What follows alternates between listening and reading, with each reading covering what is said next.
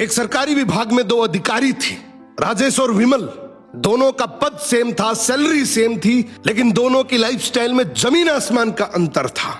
राजेश अपनी ईमानदारी के लिए जाना जाता था। वो पुरानी बाइक से ऑफिस आता, सादा कपड़ा पहनता और महीने के अंत में बजट संभालना पड़ता था। इसकी सबसे बड़ी कमाई थी पीस ऑफ माइंड। इसका सर जैसे ही तकिए पर पड़ता तुरंत नींद आ जाती। दूसरी तरफ ये विमल भाई साहब, इनका जिंदगी का बस एक ही मूल मंत्र था, मौका मिले और पैसा ना खाए वो ही मूर्ख है। उसके पास आलीशान गाड़ी, पोस्ट इलाके में बंगला और हर फाइल के बदले टेबल के नीचे मोटा लिफाफा।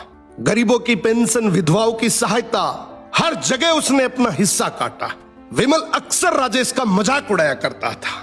राजेश तो ये ईमानदारी का चोला पहनकर जिंदगी भर साइकिल ही चलाता रहेगा, मुझे देख 5 साल में सब कुछ बना लिया।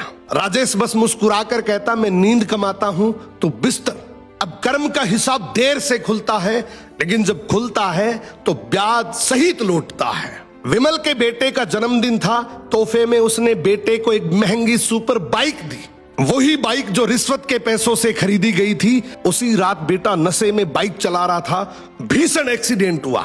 विमल का फोन बजा, उसके होश उड़ गए। डॉक्टर बोला आपका बेटा कोमा में है, हालत गंभीर है, कई सर्जरी होगी, लाखों का खर्च आएगा। विमल चीख पड़ा, पैसे की चिंता मत करो, बस मेरे बेटे को बचा लो। उसने बेटे के इलाज में अपनी सारी काली कमाई लगा दी, महंगी दवाइयां, विदेशी डॉक्टर।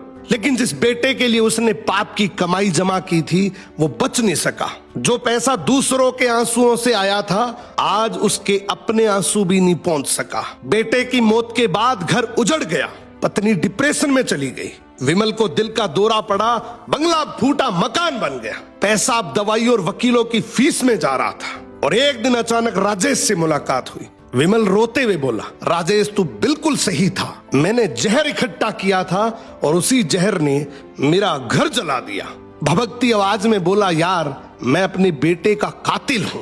जिंदगी में याद रखना, हराम की कमाई हराम के रास्ते से ही जाती है। ये रील टैग करो उस दोस्त को जो सरकारी कर्मचारी है। अगर वो ईमानदार है तो इस रील को देखने के बाद वो बहुत खुश होगा।